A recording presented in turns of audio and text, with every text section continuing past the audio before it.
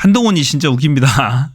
윤석열과의 오찬회동을 거절했잖아요. 건강상의 이유로 거절한 한동훈이 전 비대위원들, 자신이 뽑았던 사람들이죠. 김경률을 비롯해서 만찬 회동을 했다고 합니다. 그러면서 한다는 얘기가 내공을 쌓겠다. 내공을 쌓겠다 이겁니다. 이 시간을 충분히 활용해 내공을 쌓겠다. 이 한마디와 이런 시간에 익숙하다. 이 두 마디를 했어요. 이렇게 이제 혼자 좀 외톨이처럼 좌천돼서 있었던 그런 시간들이 있었잖아요. 이런 시간에 익숙하다 이런 얘기입니다. 지금 약간 패배자의 입장이잖아요. 패배자 입장에서 물러나 있는 입장이니까 이런 시간을 충분히 활용해 내공을 쌓겠다. 이런 시간에 익숙하다. 이 얘기를 했다고 합니다. 참 애기 같아요. 하는지 보면은 대통령이 만나자고 하면은 아무리 열불나고 화나도 만나야 되는 거예요. 대통령이 만나자고 하면은 아무리 아파도 달려나가야 되는 거죠. 할 얘기는 해야 되는 겁니다. 약간 애기 같아요. 중2병처럼 자기의 감정을 고스란히 드러내는 그런 실수를 범한 거죠. 자, 윤석열도 약간 한동훈에 대한 서운한 마음이 있어요. 그리고 둘 사람 사이가 굉장히 사이가 안 좋습니다. 안 좋고 한동훈에 대한 그 식사 제의, 오찬 제의도 아마 윤석열이 더 형식적으로 했을 수도 있다라는 생각이 들어요. 왜냐하면은 비서실장이 직접 전화한 것도 아니고 윤석열이 직접 전화한 것도 아니고 비서실장을 통해서 윤재옥 원내대표, 국힘당 원내대표를 통해서 오찬 회동하자고 합니다. 이렇게 전했거든요. 윤석열이가. 그러니까 이제 한동훈의 입장에서는 야 이거 별로 생각 없구나 그냥 형식적인 제안이구나라고 해서 이제 잘 쓸 수도 있어요. 또 하나 총선이 4월 10일에 끝나고 나서 한동훈이가 그 용산에 묻었다고 하는 그런 소문이 있습니다. 계속 비대위원장의 임기가 원래 6월까지입니다. 6월까지인데 6월까지 계속 있을까요? 라고 이제 질문을 했는데 용산에서 당장 때려쳐라 이런 오다가 내려왔다라고 하는 풍문이 있습니다. 이 풍문들은 대부분 사실인 경우가 많아요. 보면은 완전히 허황되지도 않습니다. 그래서 이미 한동훈은 윤석열, 김건희와 마음적으로 완전히 단절 상태에 있다. 이런 상태에서 형식적으로 식사나 하자고 하는 그런 그 요청에 이건 형식적인 거고 실질적으로 아무 뜻이 없구나. 나는 이미 버림받았구나. 서로 간에 영원히 돌아올 수 없는 강을 건넜구나라고 생각할 수도 있어요. 왜냐하면 이 식사 회동을 제안하기 전에 이미 홍준표를 만났고 윤석열이는 그리고 이재명 대표와의 그 회동이 만나서 그 식사를 하기로 만나서 허심탄회하게 얘기하기로 이미 약속이 된 상태였어요. 그 상태에서 본인이 뒷전으로 밀리니까 서운한 마음들이 많이 들었었겠죠. 아무리 그런 마음이 들었다고 하더라도 아마추어다라는 얘기죠. 그런 건 뒤다 숨겨놓고 그래도 얼굴은 보여야 되는 거죠. 얼굴 보여주고 지지자들, 국민들, 본인의 지지자들, 그 국힘당 본인 골수 팬들 향해서는 또 윤석열 팬들 향해서는 나는 이 대통령과 사이좋고 이 보수를 아우를 수 있는 그런 아우라를 가지고 있다. 그런 넓은 아량을 가지고 있다라는 것을 보여줘야 되는데 그런 능력이 안 되는 거예요. 한동훈이는. 그럼 까면 안 되는 거죠. 정치인으로서의. 속이 좁은 겁니다. 중2병 정도 되는 거예요. 그러니까. 자, 의료 사태가 점점 심화되고 있습니다. 의대 교수들 25일부터 예정대로 사직할 예정. 정부는 흔들림 없다. 지금 대학 입학 정원 2025년도 대학 입학 정원이 다음 주 내로 아마 확정이 돼야 됩니다. 이번 주나 다음 주 내로 확정이 돼야 되는데 그래서 지금 굉장히 의사들도 강경하게 나가고 있고 그러고 있습니다. 지금. 보게 되면은 자 전공의 선생님 휴진으로 교수님 외래 진료가 예정보다 늦어지고 있습니다. 큰일입니다. 이제 아프거나 다치면 큰일 납니다. 보게 되면 또 각 병원마다 이렇게 안내문을 써붙이고 있어요. 병원의 방침으로 4월, 5월 토요 진료를 한시적으로 시행하지 않습니다. 그리고 또 주 1회 또 휴진을 한답니다. 보니까 주 1회씩 휴진을 개시한답니다. 서울의대 교수 30일부터 울산의대 내달 3일부터 주 1회 휴진을 시작하고요. 전국의대 교수 비대위 다음 주 하루 쉽니다. 주 1회 정기 휴진 차후 재논의하고 의사들은 의대 증원 원점 재검토해 정부는 건설적 논의하자 유감을 표명했습니다. 무더기 사직 우려에 질 축소까지 환자들 부디 남아달라 호소. 정말로 큰일입니다. 이제 아프면 큰일 나요. 아프지 마세요. 자 보면 의대 입학 정원 확정 시점이 얼마 남지 않았어요. 남지 않았기 때문에 길어야 뭐 이번 주 내지 다음 주까지는 완료됩니다. 의료계 안팎의 중론이다. 이달 말이면은 각 대학의 입학 전형 시행 계획 확정 등 관련 절차가 종료돼 실질적으로 정원을 조정하기 어려워지기 때문이다. 2025년도 입시 관련해서 지금 대혼란이 발생하고 있어요. 의대 정원 관련해서. 어쨌거나 지금 공표를 해야 되는데 입학을 어떻게 할 건지에 대해서 2025년도 입학 정원에 대해서 발표를 해야 된단 말입니다. 그래야지 수험생들이 준비를 해서 응시를 하잖아요. 이게 이번 달 말이면 종료된다는 거예요. 며칠 안 남았어요. 그래서 지금 정부와 의료계가 첨예하게 대립하고 있습니다. 싸질내기는 윤석열이가 다 싸질러 놨는데 해결을 못하고 있어요. 큰일 났습니다. 자, 최상병 사건 관련해서 지금 중요한 증거가 하나 나왔는데요. 진술이 나왔어요. 작전 종료 건의에도 해병 1사단장이 수색을 계속하라고 명령했다. 해병 1사단장이 범인이라는 얘기입니다. 수색을 계속하라고 명령을 했답니다. 작전은 위험하니까 작전 그만하면 안 돼요. 물어보니까 밑에서 지휘를 하니까 계속해라. 그 얘기죠. 보면 많은 호우로 인해서 이모 중령의 진술서입니다. 이모 중령의 진술서.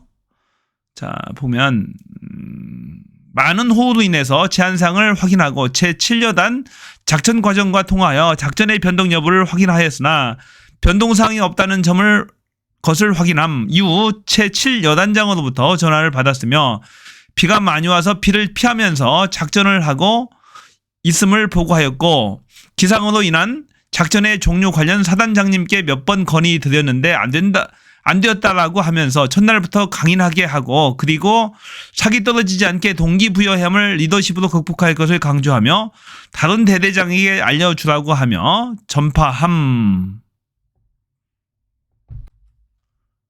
이게 뭔 얘기입니까? 첫날부터 강인하게 그리고 사기 떨어지지 않게 동기부여해서 리더십으로 극복해서 열심히 해라.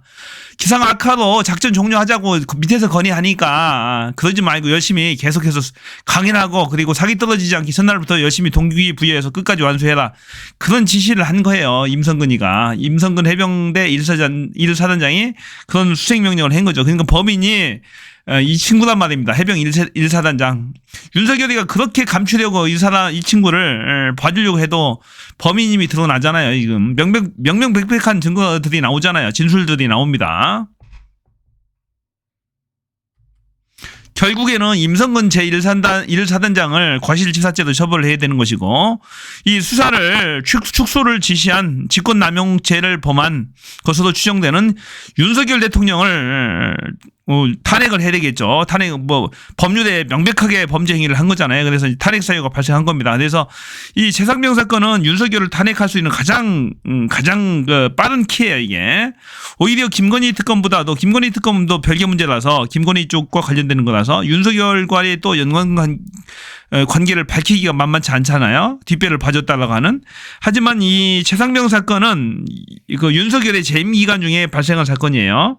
그래서 윤석열을 당장 탄핵시킬 수 있는 가장 빠른 키입니다. 빠른 키예요, 이게. 그래서 이 최상병 사건을 21대 국회에서 통과를 시키고 통과를 혹시 못 시키더라도 통과도 잘하면 될 수도 있을 것 같아요. 이번 국회에서 21대 국회에서 공천받지 못한 국힘 의원들 그리고 낙선한 의원들이 도와줄 가능성이 상당히 많습니다. 혹시 안 된다고 하더라도 22대 국회에서 바로 처리가 가능할 걸로 보입니다. 아주 윤석열을 탄핵시킬 수 있는 아주 좋은 카드입니다. 이건.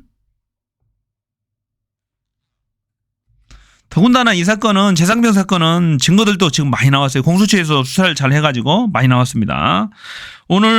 어제 나온 게 유재훈 국방부 관리관과 이시원 비서관, 청와대 법률비서관이죠. 공직기강 비서관 사이에 통화도 내용도 나왔잖아요. 그리고 윤석열 용산 대통령실에서 국방부 장관하고 직접 통화한 내역도 나왔습니다. 그래서 많은 증거들이 나왔기 때문에 충분히 가능할 것 같습니다. 이건 아주 좋아요.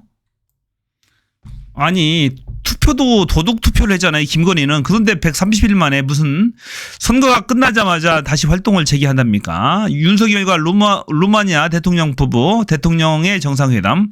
김건희가 130일 만에 활동을 재개한다는 소식인데요. 정말로 유감입니다. 자, 어떤 기사는 그 활동을 재개는 하되 비공식적으로 활동을 재개한다라는 소식도 있고, 지금 아시아경제는 당당하게 내놨어요. 김건희 여사 130일 만에 활동 재개. 루마니아 부부가 함께 왔기 때문에 같이 활동할 계획이다라고 기사에 나왔습니다. 그런데 정말로 뻔뻔한 거죠. 이게 사실이면은. 어떻게 그동안에 130일 동안에 선거에 불류하니까 나오지도 못하고 그렇게 돼 있어요.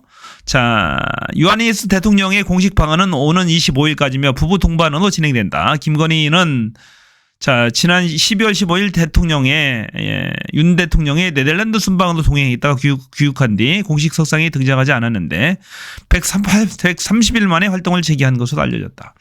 자, 안 됩니다. 표 떨어지는, 지지율 떨어지는 소리 안 들립니까? 말이 안 되는 겁니다, 이건. 그러면 왜 도덕 투표하냐고. 투표할 때 당당하게 국민 앞에 나서지도 못하는데 선거가 끝나자마자 나서서 활개치고 다닌다는 것은 국민 감정상 용서할 수가 없는 겁니다. 더군다나 도이치모터스 특검이나 끝나고 나서 하든지 해야 됩니다. 거기에 대한 판단을 받고 나서 해야 되는 것이, 범죄 혐의자가 이렇게 나다니는 것은 바람직한 것이 아니죠. 정말로 철면피죠, 이러면은. 자, 법무부가 통장 잔고 위조한 윤석열의 장모 김건희의 모친 최은순의 가석방을 불허했다는 소식입니다.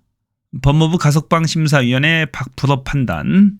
자, 법무부 장관이 박성재죠. 자, 이건 국민들의 눈치를 조금 봤다라고 봐야 됩니다. 국민들이 용서가 않죠. 지금 최은순 가석방을 만일 허가하게 된다면은 윤석열의 지지율이 지금 23%인데 10%대로 바로 주저앉을 겁니다. 국민들의 눈초리가 따갑다라는 겁니다. 제가 봐서는 지금 징역 1년 살렸잖아요. 지금 다 기소한 것도 아닙니다. 통장 위조 잔고가 그 뒤에도 또 발견됐고, 다 기소한 것도 아닙니다. 300매덕 위조했는데 다 기소한 것도 아니고, 또 동행사죄, 사문서 위조했으면 행사죄도 기소를 해야 되잖아요. 그것도 기소를 안 했어요. 그것들도 다 고소 고발이 돼 있습니다. 추가로. 또 이 사건은 또 김건희도 관련이 돼 있어요. 김건희도 철저히 수사를 받아야 되는 사건입니다. 그 징역 10년, 20년, 30년 받아도 절대 과하지 않은 거예요. 이건 절대 봐줄 수 없는 사건입니다. 그래서 윤석열이 지지율 눈치를 봤다, 국민들의 눈치를 봤다라고 볼 수밖에 없는 거죠. 아주 잘 됐습니다.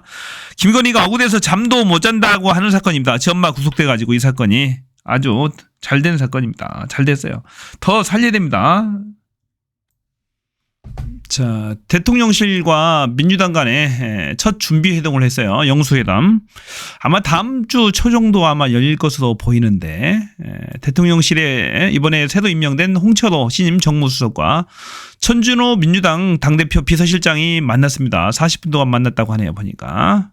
그래서 원칙적인 합의는 회담 날짜와 형식, 구체적인 의제는 확정되지는 않았지만 민생 정책과 주요 국정 현안을 모두 논의한다는 원칙적 합의를 이룬 것으로 전해졌습니다. 이렇게 이제 밝혀졌죠. 아마도 이재명 대표가 줄기차게 주장했던 지난 총선 과정에서 25만 원 전 국민 일괄 지급, 이 방안이, 이 의제가 첫 번째가 될 것이고, 두 번째는 최상병 특검법, 세 번째는 이태원 특검법, 여기까지만 할 것 같아요. 보니까 이채 양명주 중에 맨 앞에 2개 정도 이제 논의를 할 것 같습니다. 뭐 김건희 특검법이라든지 나머지 양평고속도로 다 있지만은 일단은 직접적으로 민생과 관련이 있는, 전 국민과 관련이 있는 요 2가지 특검법 이제 논의가 될 것 같아요. 이태원 특검법, 최상병 특검법 2개를 할 것 같습니다. 아마 특검법은 윤석열이 받지는 쉽지 않겠죠. 아마도 받는다라고 한다면은 전 국민 25만 원 지원 방안에 대해서는 어차피 지도는 아니니까요. 돈 펑펑 잘 쓰던, 천조도 쓰는데 그까 13조를 못 쓰겠습니까? 윤석열이 지도도 아닌데. 그 정도는 물론 뭐 보수 내에서는 여러 논란들이 생길 수 있겠죠. 찬반 양론이 팽배할 것이고 비난 여론이 비등하겠죠. 그러면은 윤석열의 지지율이 또 빠질 수도 있어요. 자, 윤석열의 기본적인 스탠스가 바뀌지는 않을 것 같아요. 지금 탄핵을 모면하기 위해서, 여론의 악화를 모면하기 위해서 일시에 이재명 대표를 만나겠다라고 꼼수를 쓰는 것 같은데, 정진석을 비서실장으로 임명하는 것만 봐도 알 수 있습니다. 자, 정진석을 임명했다라는 얘기는 국힘을 계속해서 장악을 하겠다라는 얘기죠. 정진석이 비대위원장 할 때 국힘을 완전히 장악했었습니다. 그때 당대표 선거도 당원들 100%로 바꿨고요. 합법적으로 선임된 이준석이도 내쫓았고 그 뒤에 나경원, 안철수 등을 다 물리치게 하는데 일조를 했습니다. 그러니까 완전히 용산의 출장수 정도로 전락시키는데 용산의 힘, 국민의 힘을 용산의 힘으로 바꾸는데 결정적인 계기를 마련해 준 사람이 정진석이었죠. 게다가 정진석은 지금 범죄로 징역 6개월이 확정된 상태입니다. 고 노무현 대통령을 명예를 사자의 명예를 훼손한 죄로 해서 징역 6개월이 확정이 된 자입니다. 이런 자를 비서실장이 앉혀놓으면 2심 재판을 어떻게 하란 얘기입니까? 판사가 하란 얘기입니까? 하지 말란 얘기입니까? 말도 안 되는 이건 인사예요. 이건 국민에 대한 선전포고다라고 보시면 될 것 같습니다. 야당과의 대화를 하지 않겠다는 그런 취지죠. 그래서 윤석열의 기본적인 스탠스는 하나도 바뀐 게 없어요. 계속 국민의힘을 꽁꽁 틀어쥐면서 특검법을 다 막겠다라고는 그런 자세도밖에 볼 수 없습니다. 이것은 국민과의 전쟁을 선포한 것이고 야당과의 전쟁을 선포한 것이니까 야당도 더 줄기차게 진짜로 똘똘 뭉쳐서 진짜 냉혹하게 치열하게 싸워야 됩니다. 대충 해서는 될 문제가 아니에요 지금. 자, 본 영상을 보신 여러분의 느낌을, 소감을 댓글로 남겨주세요. 과연 윤석열이 앞으로 스탠스가 바뀔 것인지, 전국을 어떻게 운영해 갈 것으로 예상이 되는지, 이재명 대표와의 회담 결과는 어떻게 생각하는지, 한동훈과 윤석열의 관계에 대해서는 어떻게 생각하는지, 한동훈이 향후에 국민의힘을 접수할 수 있을 것인지, 당대표가 될 것인지, 출마할 수 있을 것인지 등에 대한 의견을 남겨주시기 바랍니다. 고맙습니다. 저는 비였습니다. 다음 시간에 또 더 좋은 컨텐츠로 찾아뵙겠습니다.